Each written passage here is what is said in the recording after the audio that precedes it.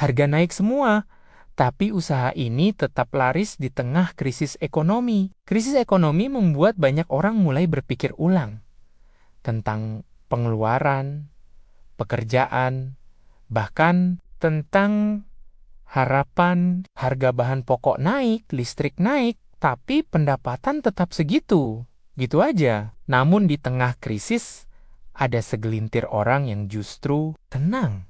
Mereka bukan orang kaya, tapi mereka tahu satu hal. Krisis bukan alasan berhenti, tapi tanda untuk beradaptasi. Hari ini, kita akan bahas 3 jenis usaha yang justru makin laris saat krisis ekonomi. Terutama buat kamu yang punya lahan sempit, tapi semangat besar untuk bertahan, bahkan berkembang. Usaha pertama, telur ayam kampung dan telur puyuh.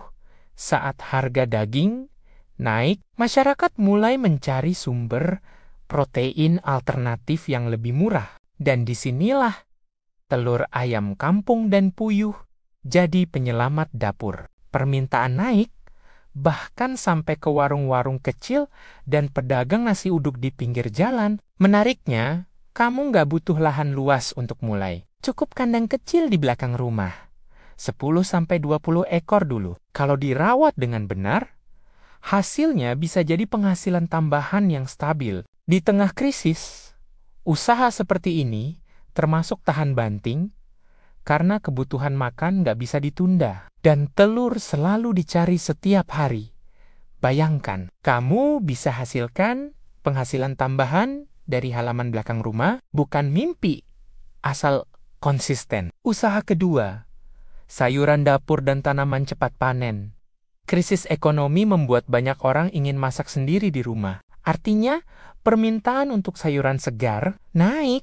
Kamu bisa manfaatkan lahan sekecil apapun, balkon, teras, atau dinding kosong. Tanam kangkung, bayam, seledri, daun bawang, cabai, atau tomat. Gunakan polybag atau rak vertikal, nggak perlu tanah luas. Dalam 20-30 hari, kamu sudah bisa panen. Dan kalau dikelola dengan baik, bisa panen bergilir setiap minggu. Bahkan, banyak orang sekarang mulai jual hasil kebunnya lewat online. Bayangkan, krisis justru membuka peluang bagi yang mau kreatif. Karena di masa sulit, orang yang punya solusi, bukan keluhan, adalah orang yang paling dicari. Usaha ketiga, produk olahan rumah tangga. Krisis bukan cuma soal bertahan hidup, tapi juga soal menambah nilai dari apa yang kita punya. Contohnya, kalau kamu punya stok telur atau sayuran sendiri,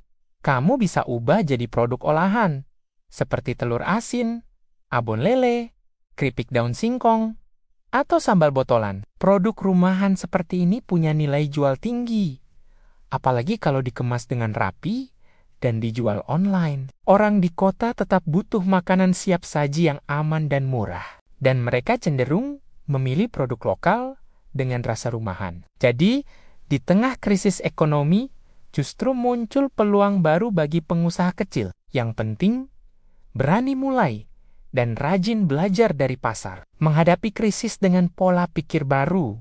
Banyak orang berpikir, krisis itu waktu yang menakutkan. Padahal, kalau kita lihat dari sisi lain, krisis adalah penyaring bagi orang yang mau berubah. Krisis membuat orang sadar bahwa gaji tetap tidak selalu cukup, bahwa ketergantungan pada satu sumber penghasilan itu berbahaya. Dan yang menarik, peluang besar justru datang saat orang lain sibuk mengeluh. Selama kamu masih punya waktu, tenaga, dan kemauan, ada jalan untuk bertahan dan tumbuh. Mulailah dari kecil, dari rumah, dari halamanmu sendiri. Krisis ekonomi tidak akan berhenti, tapi kita bisa lebih kuat.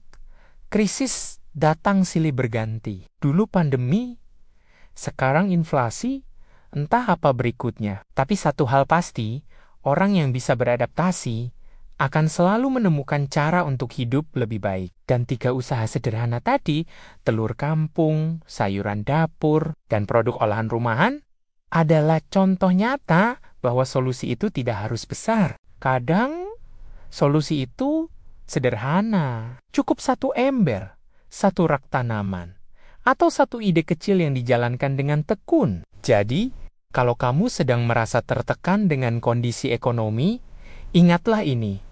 Krisis bukan akhir segalanya. Bisa jadi, itu adalah awal dari perubahan besar dalam hidupmu. Mulailah dari hal kecil yang bisa kamu kontrol. Karena dari situ, jalan baru akan terbuka. Jangan lupa like video ini dan tulis di kolom komentar usaha kecil apa yang ingin kamu mulai di tengah krisis ini. Sampai jumpa di video berikutnya. Tetap semangat, tetap berjuang, dan tetap percaya bahwa cuan bisa tumbuh bahkan di tengah krisis.